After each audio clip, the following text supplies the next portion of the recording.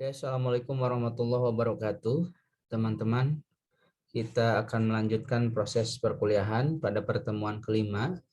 Yang kebetulan pada kesempatan kali ini kita akan melanjutkan materi yang sama dengan materi sebelumnya. Namun ini tambahan dari materi yang sebelumnya belum bisa kemudian dioptimalkan. Kita akan bahas tentang konsep HAM dalam Islam, jilid kedua. Nah, sebagaimana yang kita ketahui, Islam itu dipandang sebagai agama yang komprehensif, banyak meliputi berbagai bidang dalam kehidupan. Di sana ada bidang sosial, pendidikan, ekonomi, maupun yang lain. Termasuk Islam juga memiliki pandangan tentang konsep yang relevansi dan memiliki hubungan dengan konsep hak pribadi ataupun hak asasi manusia. Nah, selanjutnya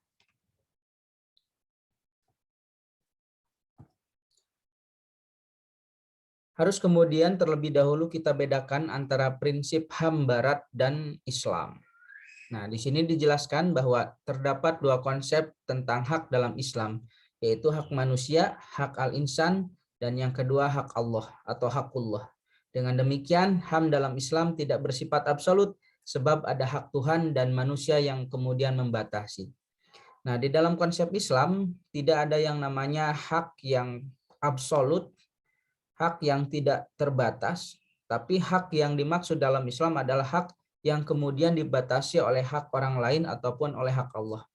Contoh, suatu ketika kita menyalakan tip, mendengarkan musik dengan suara yang nyaring. Itu hak kita untuk mendengarkan musik, namun kita pun harus memperhatikan bagaimana hak-hak tetangga untuk hidup nyaman, tidak terganggu, bebas dari polusi suara. Artinya, pada saat yang sama kita bisa menikmati hak, namun pada saat yang sama hak orang lain pun harus kemudian kita junjung tinggi. Nah, selanjutnya, sedangkan konsep HAM dari Barat berangkat dari semangat antroposentrisme, yaitu pandangan bahwa manusia memiliki kebebasan mutlak dan individualistis. Maksudnya kayak gini, di dalam kehidupan itu paling tidak ada dua gerbong kehidupan ataupun paham. Yang pertama ada antroposentrisme, yaitu orang-orang yang berpandangan bahwa kehidupan itu berpusat pada keputusan manusia. Apapun yang dilakukan manusia itu semata-mata bagian dari kuasa yang merupakan bagian dari ekspresi kebebasan. Nah, ada juga yang disebut dengan teosentrisme. Teosentrisme itu adalah sebuah konsep paham bahwa kehidupan manusia itu selalu dalam satu sisi ada kaitannya dengan Tuhan, ataupun Tuhan memiliki intervensi terhadap kehidupan manusia.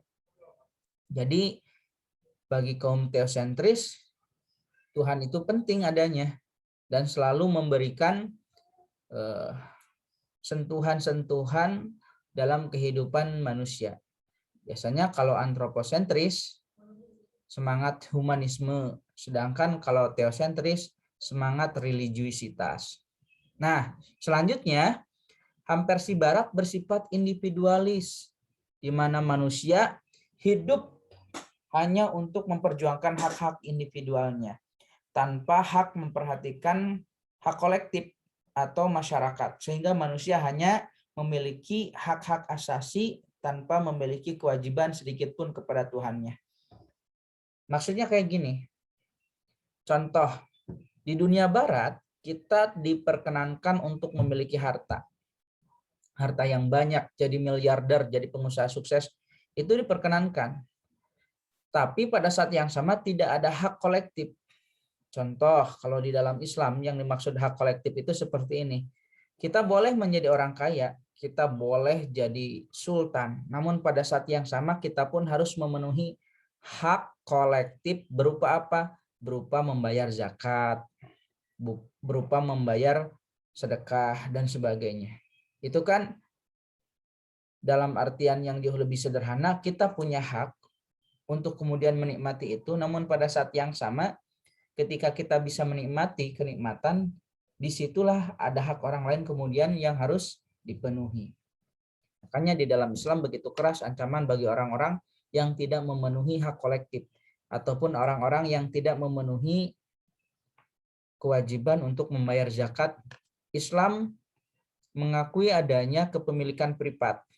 Kita boleh punya apapun, namun pada saat yang sama coba perhatikan ada hak kolektif yang kemudian harus kita junjung.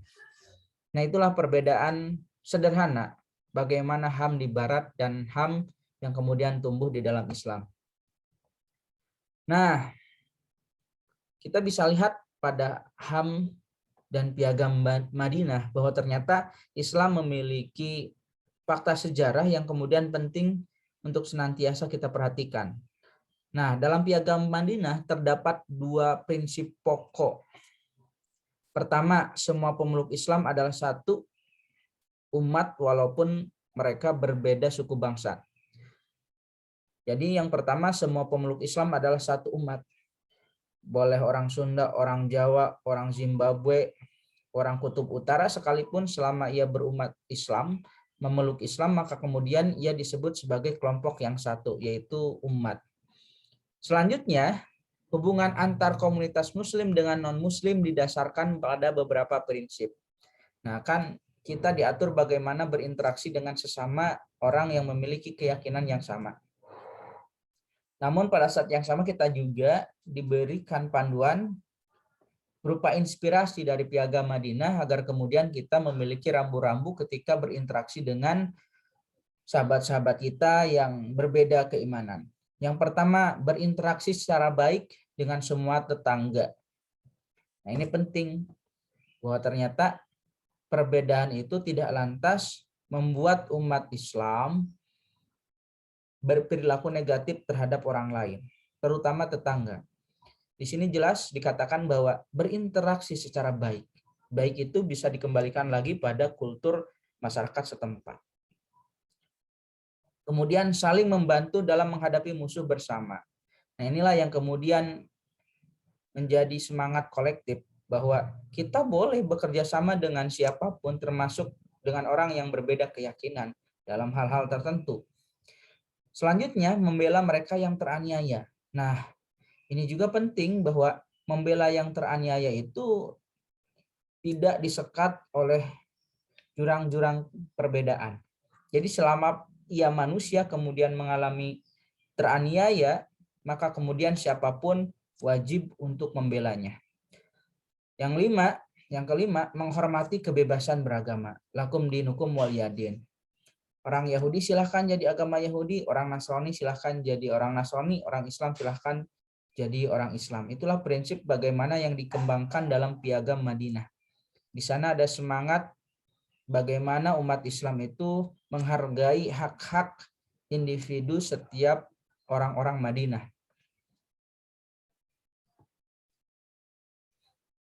Nah, Islam kemudian menginspirasi bagaimana prinsip-prinsip HAM dasar itu harus kemudian kita junjung. Nah, di sini dijelaskan Islam sebagai agama yang memuliakan hak-hak dasar manusia tergambar dari syariat yang mengakui kepemilikan pribadi. Namun pada saat yang sama kita dibatasi oleh hak orang lain, misalnya boleh memiliki kekayaan namun diimbangi dengan wajibnya zakat. Nah, itu kan hak privat, hak kepemilikan itu boleh siapapun. Itu hak dasar. Namun pada saat yang sama Islam untuk kemudian mewajibkan memerhatikan hak kolektif. Nah, Islam juga adalah agama yang menginisiasi lahirnya pembebasan perbudakan. Kalau kita perhatikan, pada abad ke-6, Nabi Muhammad diutus kemudian memproklamirkan diri sebagai nabi dan menyampaikan syariat-syariat Allah, maka kemudian di sana di antara syariat yang pada saat itu mampu mendobrak kultur masyarakat Arab adalah kalimat fakku raqabah, bebaskanlah hamba sahaya. Makanya kemudian dalam beberapa penebusan dosa, misalkan seseorang berbuat dosa, maka kemudian kiparatnya adalah membebaskan dan memerdekakan budak. Itu bagian dari upaya terencana, tersistematis, agar kemudian lambat laun secara bertahap perbudakan itu akan binasa ataupun sirna di muka bumi melalui konsep ajaran Islam. Nah, Di negara barat pun, negara yang mengklaim paling menjunjung tinggi nilai HAM, ternyata memiliki sisi gelap. Sampai abad ke-19, perbudakan itu masih berlangsung, bahkan kemudian dilegalkan di sebagian negara, khususnya di Amerika. Jadi sampai abad ke-19 perbudakan itu masih berjalan. Dan Islam menginisiasi pada abad ke-6. Artinya Islam secara sederhana dapat disimpulkan jauh lebih maju, jauh lebih awal, jauh lebih inovatif ketimbang daya kreativitas manusia serta tanggung jawab manusia modern untuk kemudian mengembangkan yang namanya HAM.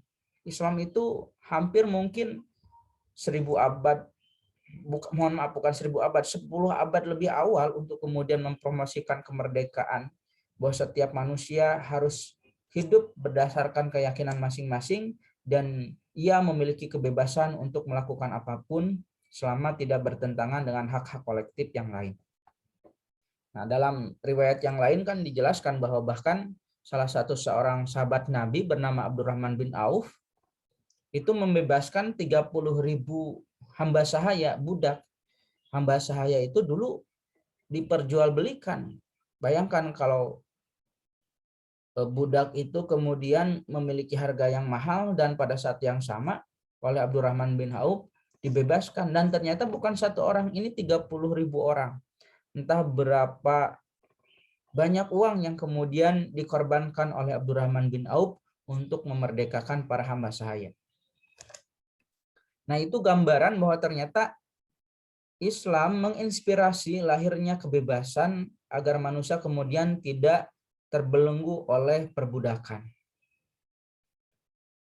Nah, selanjutnya kita akan bahas sedikit tentang demokrasi. Demokrasi itu apa sih? Nah, demokrasi itu berasal dari kata demos dan kratos. Demos artinya rakyat dan kratos artinya pemerintahan. Artinya kekuasaan di tangan rakyat. Nah, demokrasi sendiri merupakan sistem pemerintahan dari rakyat untuk rakyat oleh rakyat, di mana setiap orang dapat mengambil bagian perihal keputusan yang akan mempengaruhi kehidupan dalam bernegara. Jadi intinya demokrasi itu bagaimana rakyat berpartisipasi dalam memutuskan suatu perkara di suatu wilayah. Makanya kan kita ada DPR. DPR itu representasi dari rakyat. Rakyat punya aspirasi, kemudian disampaikan ke DPR. Di DPR kemudian dirumuskan dan disampaikan kepada pemerintah, menjadi disepakati dengan pemerintah menjadi sebuah seperangkat peraturan. Kemudian ada ciri-ciri demokrasi dalam konteks kehidupan bernegara yang modern. Yang pertama, memiliki perwakilan rakyat. Nah, di kita kan ada DPR tuh, ada DPD, ada MPR. Itu representasi perwakilan rakyat.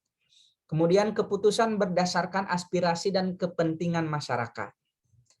Nah, makanya kita punya MK ya, Mahkamah Konstitusi, untuk kemudian kalaupun ada penyelewengan dalam pembentukan peraturan, masyarakat bisa kemudian langsung melakukan judicial review. Bagaimana agar peraturan tersebut dicabut, digagalkan berdasarkan kajian-kajian tertentu.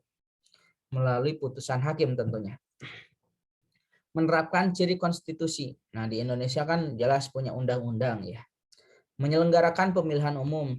Nah, ini menunjukkan bahwa untuk menentukan siapa yang paling layak menjadi pemimpin dalam konteks kehidupan demokrasi, maka kemudian masyarakatlah yang harus memilih. Maka di sini ada pemilihan umum, ada presiden, gubernur, bupati, dan sebagainya.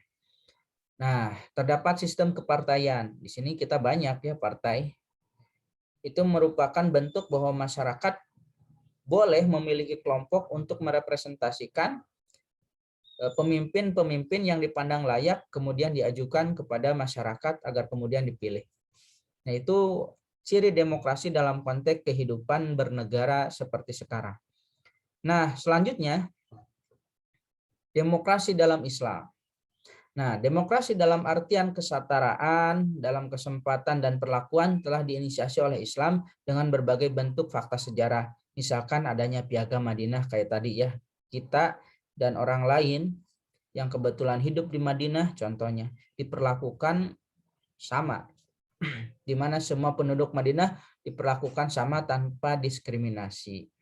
Selanjutnya Allah pun berfirman dalam surat Al-Hujurat ayat 13, Inna akramakum indallahi atqakum, bahwa semua manusia itu sama, memiliki kesetaraan. Yang pantas untuk kemudian menentukan kualitas seseorang adalah ketakwaannya. Dan siapakah yang memiliki otoritas untuk menentukan siapa yang paling takwa? Ya Allah lah, bukan manusia. Nah, ayat tersebut menjelaskan bahwa tidak boleh ada diskriminasi, sebab kualitas seseorang boleh dibedakan berdasarkan tingkat ketakwaan, dan Allah sendiri yang paling memiliki kapasitas. Nah, itulah gambaran bahwa ternyata Islam adalah agama yang kemudian memiliki prinsip-prinsip HAM dan demokrasi dalam artian kesetaraan dan kesempatan yang sama bagi setiap manusia.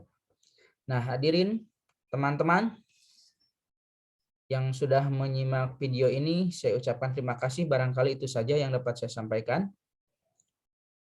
Bagi teman-teman yang hendak bertanya, silahkan ajukan.